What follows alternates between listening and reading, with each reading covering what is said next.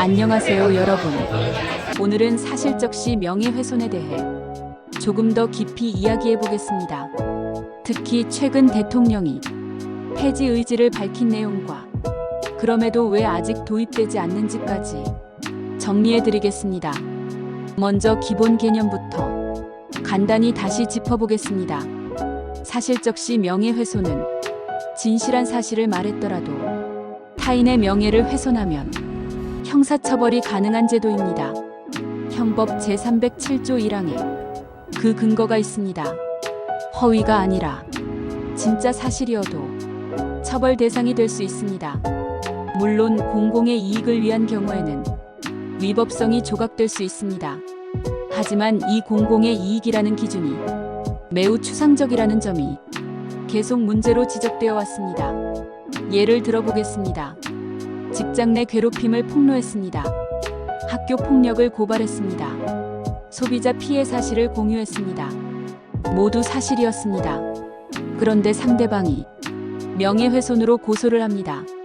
그 순간 피해자는 형사 피의자가 됩니다. 경찰 조사, 검찰 송치, 재판까지 이어질 수 있습니다. 시간과 비용, 심리적 압박이 상당합니다.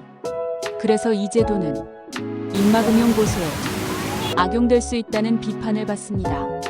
특히 공익제보자나 성폭력 피해 폭로 사례에서 큰 논란이 있었습니다. 해외와 비교해 보겠습니다. 미국은 기본적으로 진실은 강력한 항변 사유입니다. 유럽 다수 국가 역시 형사처벌보다는 민사상 손해배상 중심입니다. 그런데 우리나라는 여전히 형사처벌 규정을 유지하고 있습니다. 그래서 폐지 논의가 계속 이어지고 있습니다.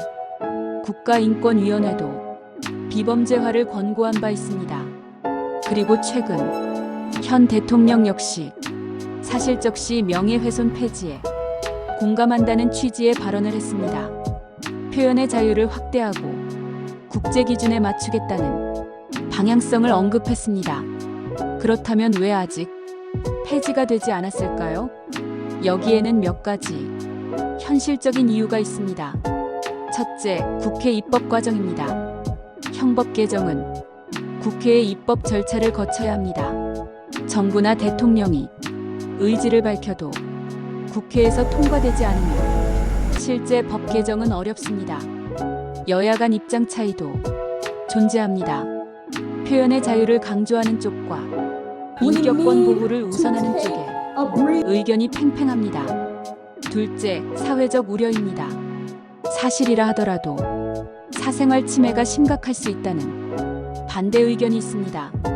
예를 들어 개인의 과거 병력, 가정사, 사적인 관계 등이 온라인에 무분별하게 공개될 경우 회복이 어렵다는 주장입니다. 셋째, 대체 규정 마련 문제입니다. 형사처벌을 폐지한다면 그 공백을 어떻게 메울 것인가가 쟁점이 됩니다. 민사상 손해배상만으로 충분한지에 대한 논쟁이 있습니다.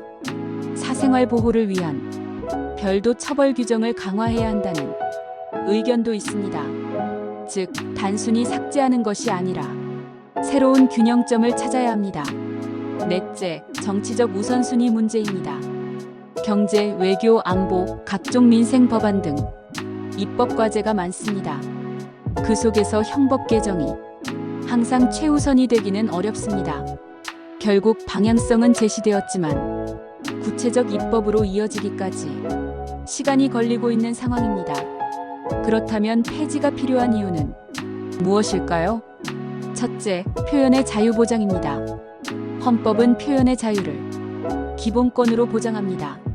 진실을 말한 사람이 형사처벌 위험에 놓이는 구조는 위축 효과를 낳습니다. 사람들은 말하기 전에 먼저 두려워하게 됩니다. 둘째, 공익제보 활성화입니다. 비리 고발, 소비자 보호, 사회적 약자 보호를 위해 사실 공개는 필요합니다. 형사처벌 위험이 줄어들어야 제보가 활성화될 수 있습니다. 셋째, 형벌의 비례 원칙입니다. 이미 민사제도가 존재합니다. 굳이 형사처벌까지 하는 것이 과연 과도하지 않은지 다시 생각해 볼 필요가 있습니다. 물론 무분별한 폭로는 경계해야 합니다.